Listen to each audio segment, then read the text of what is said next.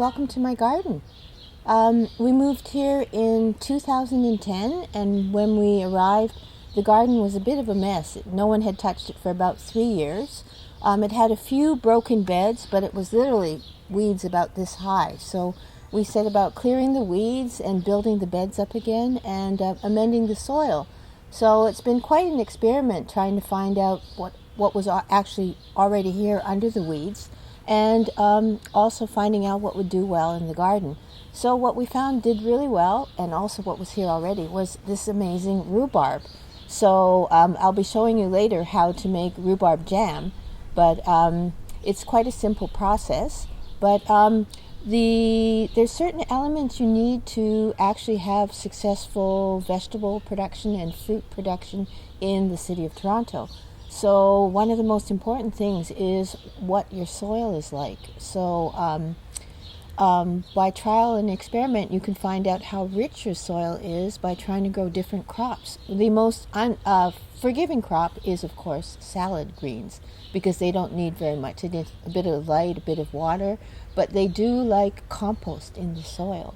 So you have to try and amend your soil in order to attract earthworms. And you can do that by, the City of Toronto gives out free compost that you can put your kitchen waste, your coffee grounds in, and the leaves that come down from the trees, and you dump it in and mix it around, and you have wonderful rich compost to add to your soil and make your plants happy.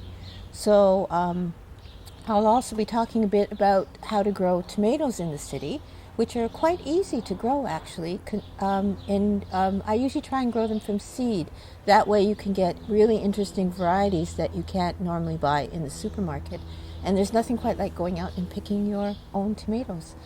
So yes, I'm actually insane enough to try and grow potatoes in the city. Now, potatoes are quite demanding because you have to actually have deep soil to grow them in. So we've been growing them for about 3 years, and last year was actually the first time the soil was good enough to actually have a harvest. I also grow quite a variety of herbs and edible flowers, and flowers to attract the bees, which we all know are in a great deal of trouble and need our help.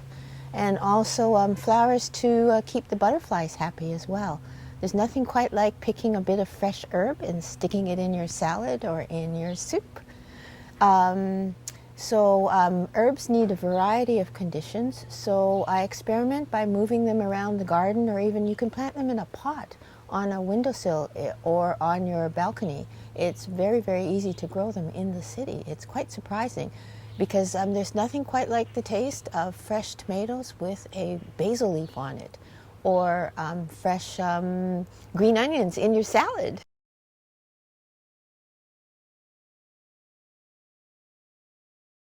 And now we're going to harvest some lettuce for some salad. So I keep this net. It's actually just a potato, I think an onion bag, an onion sack, and I put it over the lettuce to shade them. And to pick a lettuce, it's quite simple. You just feel for the base of the leaf, and you just pinch it off. And the reason keeping your lettuce in the shade is they don't go all bitter. So I'm going quite a few varieties here. This is oak leaf, and this is green oak leaf. I have red oak leaf, and this is just green leaf lettuce. And you kind of have to, unless you're going to use pesticides, which I don't like to use in the garden, you have to put up with the occasional snail or slug hole. But that's just part of growing organically in the city. And so here's some salad greens for a salad. And now we're going to pick some arugula for our salad. This one I've grown from seed. It comes up quite quickly. It's very, very easy to grow. I just kind of threw the seed on the ground and it came up. And arugula, of course, we love it for its nutty taste.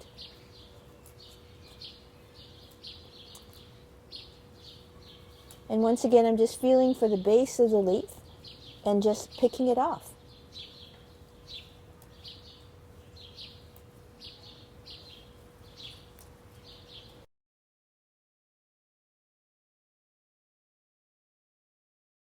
So now we're going to actually plant tomatoes from seeds. So you get the kind of tomato that you want, and you take your seed, and you only plant one in every container, because often every single one of them will come up, and then you'll have all these plants you won't know what to do with. So you put your seed in your potting soil, you cover each of them up,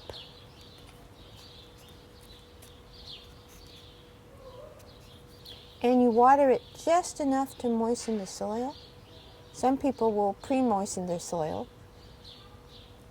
because they find pouring the water in will actually disturb the seed, but I'm trying to be very careful. And normally you cover, they like to be warm, tomatoes, so you want to cover this maybe with some saran wrap, which I've forgotten to do, and put them in a warm place. Sometimes people put them on the top of their fridge, or they can put them on a warm spot on the floor, and the seedlings will start to come up, and this is what they look like when they start to come up. Each of these will become a big tomato plant, and you wait until one of the seedlings develops, you know, the first true leaves. You can tell they don't look like these single non-serrated leaves. And then you do what we call pricking out. You dig that up and you stick that into a bigger pot like this. So here we have our tomato all ready to be planted. So what we do is we invert it like this, tap it very carefully.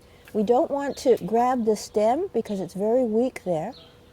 We're going to want to plant it quite deep, actually, at least this deep, so it'll develop healthy roots all along the stem there and make for a much happier plant. So that's what I'm doing now. See how rich this soil is, all amended with compost?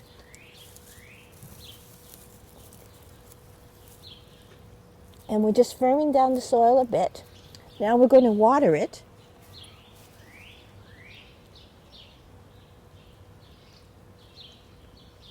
And now we're going to mulch it. I have a straw here.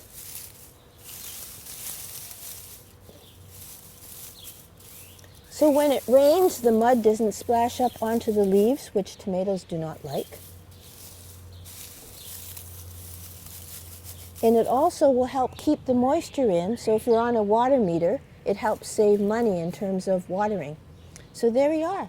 Now, when it gets a little bigger, or you can even do it now, you may want to put a tomato cage like this onto the plant, which will help keep it growing in a straight line.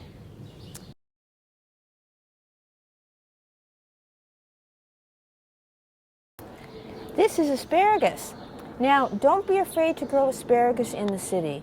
The only problem with asparagus, of course, is that it takes about 3 years to grow from the roots that you can buy at pretty much any gardening store.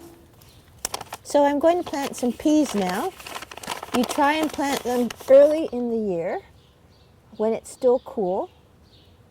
Now, not all of these seeds will come up, so you can plant them pretty thickly. And you want to plant a pea. You see the words heavy yields and you see the words early. Those are all good words for a gardener. This is nice, rich soil, nice and warm at the moment.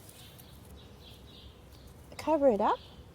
Now I'm going to mulch this because squirrels and mice really love pea seed, and I'm hoping to fool them that there's nothing there. And here's the miracle of the garden. Yesterday there were only flowers here, and this morning a whole snow pea has pushed its way out of the flower and is ready to eat. Did you want me to eat it? Oh. No. Here we have our harvest of the day, not bad, salad, and a single asparagus. Now, when the asparagus is young like this, you can actually eat it quite raw because they're sweet and juicy. So I'm just going to pop some into the salad just like this. Yummy. Then I'm going to put a little bit of dressing on. Now you could also make this dressing with herbs from your garden later on in the year when the herbs are ready to pick. Going to just spoon some out.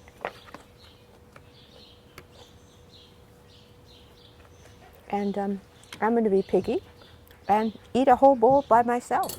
No, you have company. Did you find any snails? No, No? Oh, good. although I don't mind if I do. I have a bit of a French background. Mm.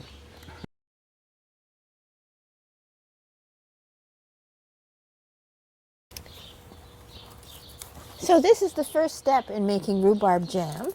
You pick your rhubarb.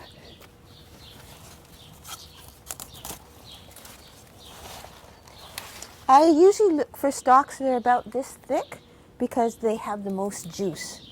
And this is actually the poison part, so I just throw it in the compost.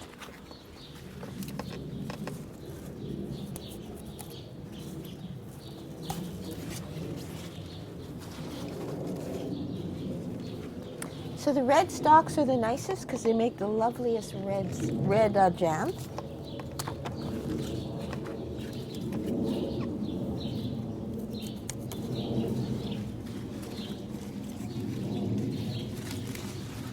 And right now is the time that you usually harvest them, which is in the early summer or the late spring.